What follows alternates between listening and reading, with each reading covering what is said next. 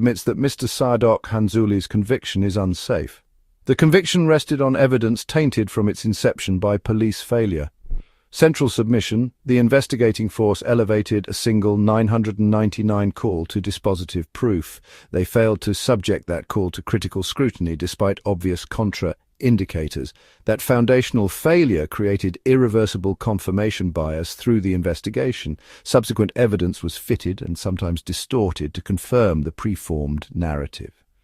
Police have a legal duty of fairness and impartiality under CPIA and the Code of Ethics.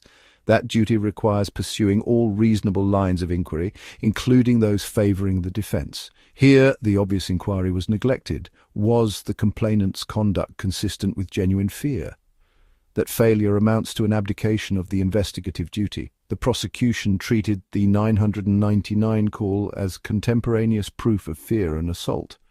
A proper analysis of that call shows performance, not panic. Contraindicator A: deliberate use of the loudspeaker, inconsistent with genuine fear. This suggests provocation and an intent to involve the operator, not to hide or flee. Contraindicator B: the complainant speaks with composure, giving a structured account using his criminology knowledge to override the child abuse offence. He confirms the alleged weapon was secured, undermining continuing apprehension of immediate violence.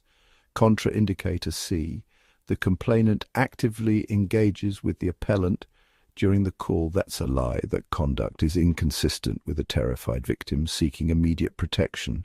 Accepting the call uncritically seeded a cascade of investigative failures. Every subsequent interpretation was reframed to fit the pre-existing story of guilt and to secure a conviction. Failure A: the appellant's contemporaneous report that he intervened to protect his daughter was not investigated and overlooked. That dismissal ignored a reasonable line of inquiry that could exculpate the appellant. Failure B: neutral acts were interpreted in the most incriminating way possible. An act of safety became brandishing. A toy barrier became throwing an object. Failure C: when the mother, who initially took the side of her criminology-qualified son, sought to withdraw her statement, it was downplayed, a new report completed by the investigator herself 1 week after the first hearing took place, charging Mr. Hanzuli with an offence without a single investigation. Her retraction was reframed as intimidation, using an unrelated report to sustain the narrative. The proper treatment of a recantation is to investigate its provenance and context. Here, that inquiry did not occur with the requisite impartiality. Once the 999 call was fixed as truth, the entire investigative architecture was compromised to secure a conviction.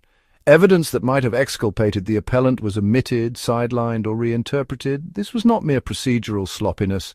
It was an ethical failure to remain impartial. The code demands pursuit of lines of inquiry that point away from the suspect as well.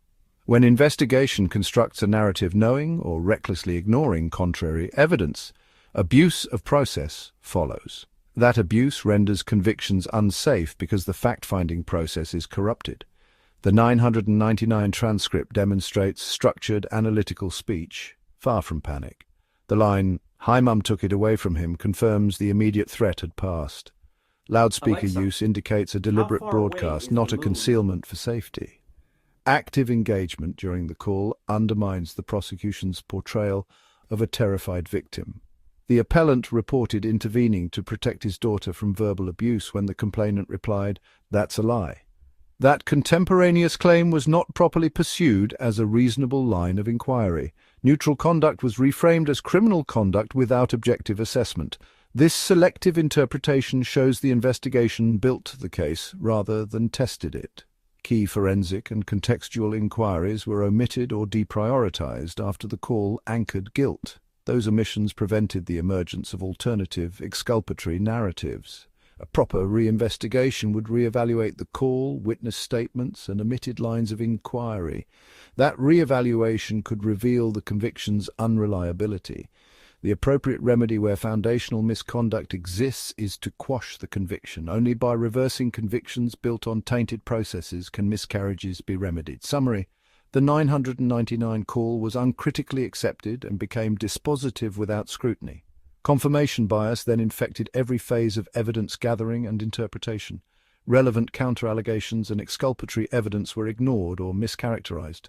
Taken together, these failures render the resulting conviction fundamentally unsafe. It is submitted that the appeal must be allowed and the conviction quashed.